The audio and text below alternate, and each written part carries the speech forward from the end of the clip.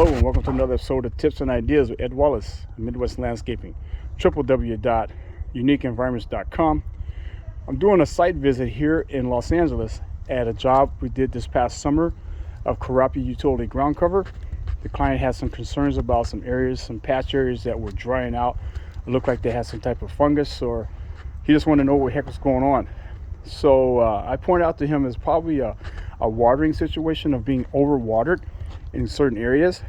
And so what we did is came in with a tool like this and just scraped out all the dead area with the fork here. This is it's January, and we had a couple days of really heavy rain, so I was able to come in and pull off all that chaff and all that dead stuff and separate it out.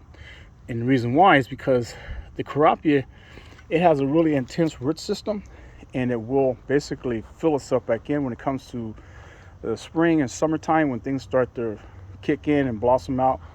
It has a really intensive root system, and it will come back and it will fill in those areas.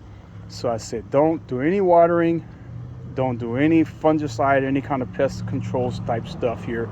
Just leave it alone.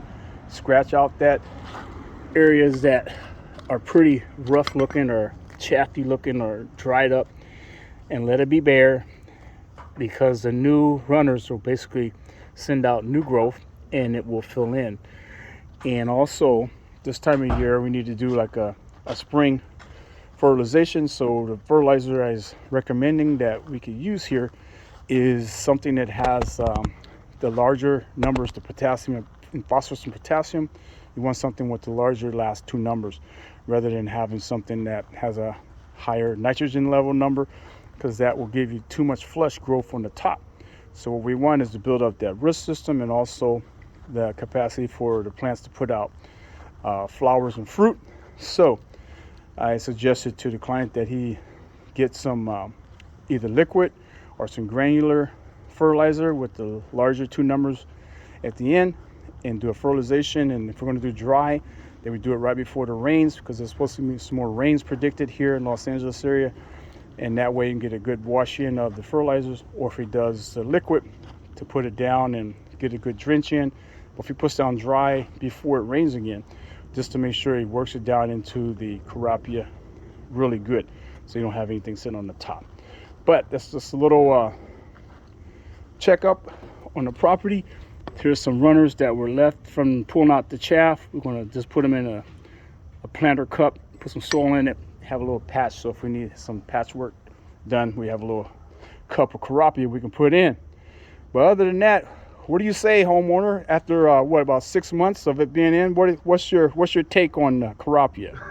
It mostly looks pretty good, but those brown spots are spooking me a little bit. The brown spots are spooking you. But overall, from the standpoint of the performance of the Kurapia, how does that compare with the thyme and the other things that you had in here prior? Much better. Less stress, a little bit less stress? Yeah, I think so. It's a matter of what my wife says. No matter what your wife, the boss lady, huh? Yeah, well, we're going to be coming up on a year here pretty soon. So hopefully as spring kicks in and things start to grow out, you'll be a lot more happier. These spots that we have here, we'll be able to take care of them, and you'll be a happy camper. Yeah. All right, Ed Wallace, Midwest Landscaping, www.uniqueenvironments.com.